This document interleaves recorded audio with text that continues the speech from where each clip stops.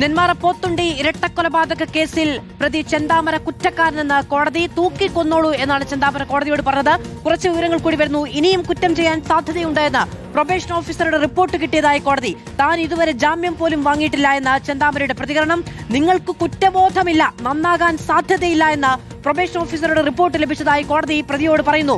നിങ്ങൾ വരുമ്പോഴേ ഇതറിയൂ, ഞാനായിട്ട് പോവില്ല, ആരേലും വന്നാൽ വിടില്ല എന്നും ചെന്താമരയുടെ മറുപടി. ശ്യാം ദേവരാജ് വിവരങ്ങളുമായി ചേരുകയാണ്. ശ്യാം, എന്താണ് കോടതിയിൽ ചെന്താമര പറയുന്നത്? ഇതിൽ ശിക്ഷാവിധിയിന്മേലുള്ള വാദമാണ് ഇപ്പോൾ പുരോഗമിക്കുന്നത്. ഇക്കാര്യത്തിൽ നേരത്തെയും പറഞ്ഞ ഒരു കാര്യം തനിക്ക് വധശിക്ഷ നൽകിക്കോളൂ എന്ന കാര്യമാണ്. അത് ഈ കുറ്റകൃത്യത്തിന്മേൽ എന്തെങ്കിലും പറയാനുണ്ടോ എന്ന് കോടതി ചോദിക്കുമ്പോഴാണ് തനിക്ക് വധശിക്ഷ നൽകിക്കോളൂ എന്ന് ചെന്താമര പാലക്കാട് സെഷൻസ് കോടതിയോട് പറയുന്നത്. ഇനിയും കുറ്റം ചെയ്യാൻ സാധ്യതയുണ്ട് എന്നാണ് പ്രൊബേഷൻ ഓഫീസറുടെ റിപ്പോർട്ട് എന്ന കാര്യവും കൂടി കോടതി വ്യക്തമാക്കുകയും ചെയ്യുന്നുണ്ട്. താൻ ഇതുവരെ ജാമ്യം പോലും വാങ്ങിയിട്ടില്ല എന്നാണ് ചെന്താമര കോടതി അറിയിച്ചത്. നിങ്ങൾക്ക് കുറ്റബോധമില്ല, നന്നാവാൻ സാധ്യതയില്ല എന്ന കാര്യവും കൂടി പ്രൊബേഷൻ ഓഫീസറുടെ റിപ്പോർട്ട്, അതായത് ജയിലിൽ നിന്നുള്ള ഓഫീസറുടെ റിപ്പോർട്ട് ഈ രീതിയിൽ ലഭിച്ചു എന്ന കാര്യവും കൂടി കോടതി. തനിക്കൊരു ആനുകൂല്യം വേണ്ട എന്നൊരു നിലപാട് ചെന്താമരയ്ക്കുണ്ട്. തനിക്ക് പ്രശ്നമുണ്ടെന്ന് ആരാണ് പറഞ്ഞതെന്നാണ് ചെന്താമര ചോദിക്കുന്നത്. മാനസിക പ്രശ്നമില്ലാതെ ജില്ലാ സൈക്കോളജിസ്റ്റ് റിപ്പോർട്ട് ചെയ്തതായി കോടതി പറയുമ്പോൾ ചെന്താമര തിരിച്ചു ചോദിക്കുന്നത് തനിക്ക് പ്രശ്നമുണ്ടെന്ന് ആരാണ് പറഞ്ഞത് എന്നാണ്. അങ്ങനെ തന്നെയാണ് ഇതിൽ പറയുന്ന ഏറ്റവും പ്രധാനപ്പെട്ട കാര്യം. മാനസിക പ്രശ്നമില്ല എന്ന് ജില്ലാ സൈക്കോളജിസ്റ്റ് റിപ്പോർട്ട് ചെയ്തു എന്ന കാര്യം കോടതി തന്നെ അറിയിക്കുകയും ചെയ്യുന്നുണ്ട്. അപ്പോഴാണ് ചെന്താമര മറുപടി പറയുന്നത് തനിക്ക് മാനസിക പ്രശ്നമുണ്ട് എന്ന് ആരാണ് പറഞ്ഞത് എന്ന് കോടതിയോട് ചെന്താമര തിരിച്ചു ചോദിക്കുന്നത്. ഇതിൽ മാനസിക പ്രശ്നമില്ല എന്ന് സൈക്കോളജിസ്റ്റ് റിപ്പോർട്ട് ചെയ്തു എന്ന കാര്യമാണ് കോടതി വ്യക്തമാക്കുന്നത്. അപ്പോഴാണ് തനിക്ക് സജീഷ് കൂടി വിവരങ്ങളുമായി നമ്മളോടൊപ്പം ചേരുകയാണ്. സജീഷ്, മനസ്സ് മരവിച്ച ഒരാൾക്ക് മാത്രം ചെയ്യാൻ കഴിയുന്ന കാര്യങ്ങൾ തന്നെയാണ് ചെന്താമര ചെയ്തത്. ഇനിയും പുറത്തിറങ്ങിയാൽ ഇനിയും കൊലപാതകങ്ങൾ നടത്തുമെന്ന് തന്നെയാണ് റിപ്പോർട്ടുകളും കോടതിയുടെ മുന്നിൽ വന്നിരിക്കുന്നത്. യാതൊരു മനസ്താപവുമില്ല, നിങ്ങൾ നന്നാവില്ല എന്ന് കോടതി തന്നെ പറയേണ്ടി വരുന്ന സാഹചര്യം ഉണ്ടാവുകയാണ്. മാധു, ഈ കോടതിയിൽ നടക്കുന്നത് വളരെ വിചിത്രമായ കാര്യങ്ങൾ, അതായത് ചെന്താമര കാണിക്കുന്ന വളരെ വിചിത്രമായ കാര്യങ്ങളാണ് നമുക്കിപ്പോൾ റിപ്പോർട്ടറുടെ പക്കൽ നിന്ന് ലഭ്യമാകുന്നത്. ഇനിയും കുറ്റം ചെയ്യാൻ സാധ്യതയുണ്ട് എന്ന പ്രൊബേഷൻ ഓഫീസറുടെ റിപ്പോർട്ട് ലഭിച്ചതായി കോടതി പറഞ്ഞു. താൻ ഇതുവരെ ജാമ്യം പോലും വാങ്ങിയിട്ടില്ല, നിങ്ങൾ എന്താണ് ഈ പറയുന്നതെന്നാണ് ചെന്താമര പറയുന്നത്. നിങ്ങൾക്ക് കുറ്റബോധമില്ല, നന്നാവാൻ സാധ്യതയില്ല എന്നും പ്രൊബേഷൻ ഓഫീസറുടെ റിപ്പോർട്ട് ലഭിച്ചിട്ടുണ്ട് എന്ന് കോടതി പറഞ്ഞപ്പോൾ അതിന് നൽകിയ മറുപടിയാണ് വളരെ വിചിത്രം. നിങ്ങൾക്ക് വരുമ്പോഴേ ഇതറിയൂ, ഞാനായിട്ട് പോവില്ല, ആരെങ്കിലും വന്നാൽ വിടില്ല എന്നു. അതായത് കോടതിക്ക് മുന്നിൽ പോലും കൊലവിളി മുഴക്കുന്ന പ്രതിയായിട്ട് ചെന്താമര നിൽക്കുകയാണ്.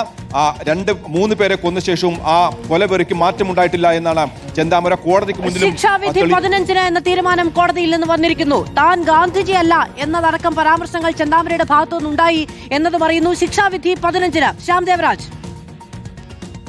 പാലക്കാട് പോത്തുണ്ടി ഇരട്ടക്കൊലപാതക കേസിൽ 15-നായിരിക്കും ശിക്ഷാവിധി. പാലക്കാട് അഡീഷണൽ സെഷൻസ് കോടതിയായിരിക്കും വിധി പറയുക.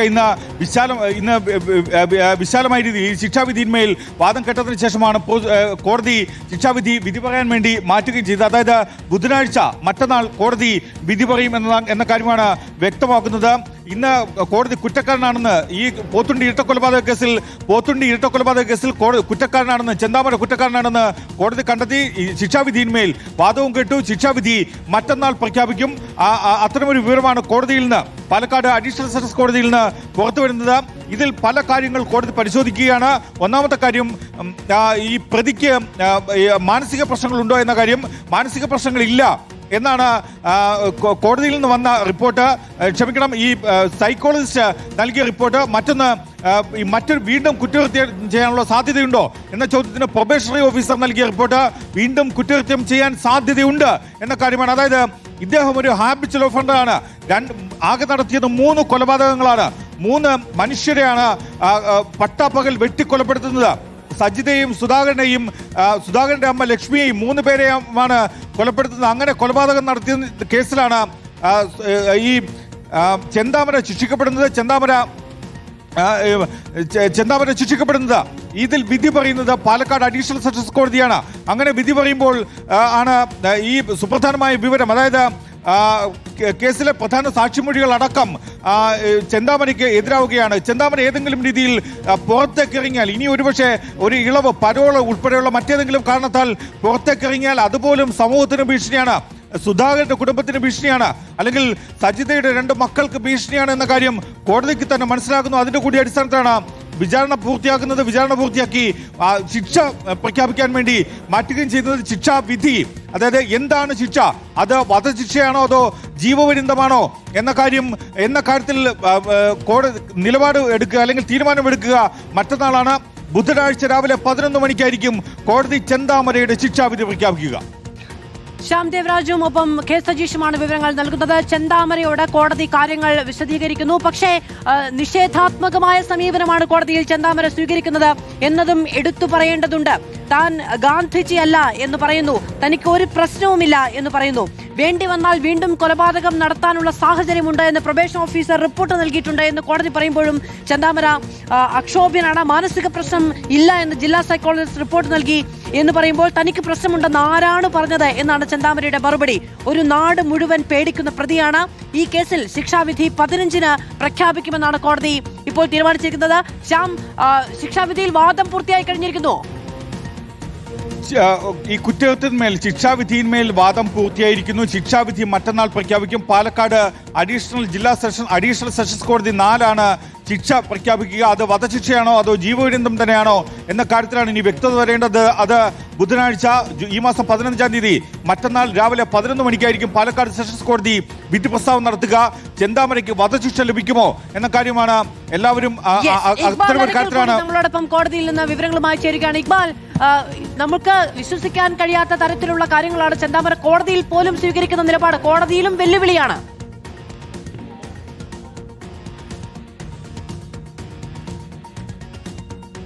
മാധു, അതായത് ചെന്താമര കുറ്റക്കാരനാണ് എന്നുള്ളത് പാലക്കാട് അഡീഷണൽ ജില്ലാ സെഷൻസ് കോടതി 4 കണ്ടെത്തുകയായിരുന്നു. സുധാകരനെയും അമ്മ ലക്ഷ്മിയെയും കൊലപ്പെടുത്തി അതുപോലെ തന്നെ തടഞ്ഞു നിർത്തി എന്നുള്ള കുറ്റങ്ങൾക്ക് ചെന്താമര കുറ്റക്കാരനാണ് എന്നുള്ളതാണ് പാലക്കാട്ടെ ഈ അഡീഷണൽ ജില്ലാ സെഷൻസ് കോടതിയുടെ കണ്ടെത്തൽ എന്ന് പറയുന്നത്.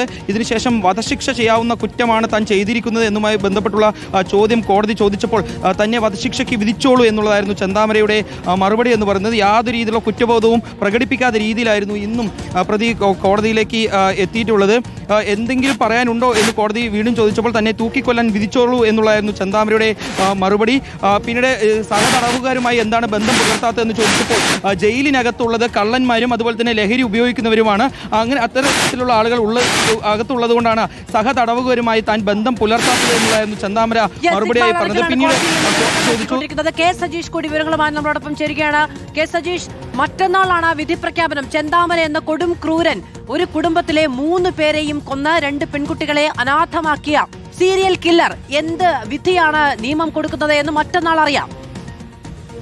തീർച്ചയായിട്ടും മാധു, കേരളം കാത്തിരുന്ന ഒരു ശിക്ഷാവിധിക്കാണ് മറ്റന്നാൾ സാക്ഷിയാവുക. ചെന്താമര പോത്തുണ്ടി ഇരട്ടക്കൊലപാതക കേസിൽ കുറ്റക്കാരനാണ് എന്ന് പാലക്കാട് സെഷൻസ് കോടതി കണ്ടെത്തിയിരിക്കുകയാണ്. മറ്റന്നാൾ, അതായത് 15-ാം തീയതി ഇതിനുള്ള ശിക്ഷ വിധിക്കും. വധശിക്ഷ ലഭിക്കുമോ എന്നാണ് എല്ലാവരും ഉറ്റുനോക്കുന്നത്. പ്രോസിക്യൂഷൻ വധശിക്ഷ നൽകണമെന്ന ആവശ്യം ഉന്നയിക്കുകയും ചെയ്തിട്ടുണ്ട്. കോടതിയിൽ ഇന്ന് ഇത് സംബന്ധിച്ച് വാദം നടക്കുമ്പോൾ വധശിക്ഷ വരെ ലഭിക്കാവുന്ന കുറ്റകൃത്യമാണ് നിങ്ങൾ ചെയ്തതെന്ന് കോടതി പറഞ്ഞത് പ്രത്യേകം ശ്രദ്ധിക്കണം. അതായത് വധശിക്ഷ വരെ ഈ കേസിൽ ഒരുപക്ഷെ കോടതി വിധിച്ചേക്കാം എന്ന സൂചനയാണ്. പക്ഷേ അതിനോടും തനിക്കൊരു പ്രശ്നമില്ല എന്ന രീതിയിലാണ് കൊടും കുറ്റവാളിയെ ചെന്താമര പറഞ്ഞത്. വേണമെങ്കിൽ വധശിക്ഷ വിധിച്ചോളൂ, തന്നെ വധശിക്ഷ വിധിച്ചോളൂ എന്നാണ് ചെന്താമര പറഞ്ഞത്. തനിക്ക് ഒരു തരത്തിലുള്ള പ്രശ്നവുമില്ല എന്നും ചെന്താമര പറഞ്ഞു. മാനസിക പ്രശ്നങ്ങളില്ല എന്ന് റിപ്പോർട്ട് കിട്ടിയിട്ടുണ്ടെന്ന് കോടതി പറഞ്ഞപ്പോൾ തനിക്ക് പ്രശ്നമുണ്ടെന്ന് ആരാണ് പറഞ്ഞത്? തനിക്ക് നേരെ ആരെങ്കിലും വന്നാൽ താൻ അവരെയും നേരിടും. അതായത് കോടതിക്ക് മുന്നിലും കൊലവിളി മുഴക്കുന്ന ഒരു പ്രകൃതമാണ് ചെന്താമര പറഞ്ഞത്. താൻ ഗാന്ധിയല്ല, ഒരു കവിൾ തളിച്ചാൽ മറു കവിൾ കാണിച്ചു കൊടുക്കുന്ന ഒരാൾ എന്ന രീതിയിൽ ഒരു ഗാന്ധിയല്ല താൻ എന്ന് ചെന്താമര പറഞ്ഞതായും വാർത്തയുണ്ട്. അതായത് ഒരു കുറ്റബോധവും, ഈ 3 കൊലപാതകങ്ങളിലും ഒരു കുറ്റബോധവും പ്രതിയായ ചെന്താമര കോടതിക്ക് മുന്നിൽ പോലും വെളിവാക്കിയിട്ടില്ല എന്നാണ് ഏറ്റവും പ്രധാനപ്പെട്ട കാര്യം. ഇപ്പോഴും കൊല വെറിയുമായി നടക്കുന്ന ഒരു പ്രതിയായിട്ടാണ് കോടതിക്ക് മുന്നിൽ ഈ ശിക്ഷ വിധിക്കുന്ന സമയത്ത്, അല്ലെങ്കിൽ ഈ വിധിക്കുന്ന സമയത്തും കുറ്റക്കാരനാണെന്ന് വിധിക്കുന്ന സമയത്തും ചെന്താമരയുള്ളത്. അതായത് അക്ഷോഭനായിട്ട് ഒരു പശ്ചാത്തലവും ഈ കുറ്റകൃത്യങ്ങൾ തനിക്കില്ല എന്ന് ചെന്താമര പറയാണ്. തൻ്റെ കുടുംബം കുടുംബം തകർത്ത ആളുകൾക്കെതിരെയുള്ള പ്രതികാരം എന്ന രീതിയിൽ തന്നെയാണ് ചെന്താമര ഇപ്പോഴും ഈ കുറ്റകൃത്യത്തെ കാണുന്നത്. കെ സജീഷാണ് വിവരങ്ങൾ നൽകിയത്. കെ സജീഷാണ് വിവരങ്ങൾ നൽകിക്കൊണ്ടിരിക്കുന്നത്. ഒപ്പം ശ്യാം ദേവരാജും. പോത്തുണ്ടി ഇരട്ട കൊലപാതക കേസിൽ ശിക്ഷാവിധി മറ്റന്നാൾ എന്ന് കോടതി തീരുമാനിച്ചിരിക്കുന്നു. ശ്യാം ദേവരാജും കെ സജീഷും നമ്മളോടൊപ്പമുണ്ട്. സജീഷ, മറ്റന്നാൾ ഇനി എന്തൊക്കെയാണ് കോടതി നടപടികൾ? ഈ ശിക്ഷയിൽ വിശദമായ വാദം ഇനി നടക്കേണ്ടതുണ്ട് അല്ലേ? തീർച്ചയായിട്ടും മറ്റന്നാളും ഈ ശിക്ഷാവിധിന്മേൽ വാദം കേൾക്കും. പ്രോസിക്യൂഷന്റെയും പ്രതിഭാഗത്തിന്റെയും വാദങ്ങൾ കേൾക്കും. ഒരു പ്രതി മാത്രമാണ് ഇതിലുണ്ടാവുക.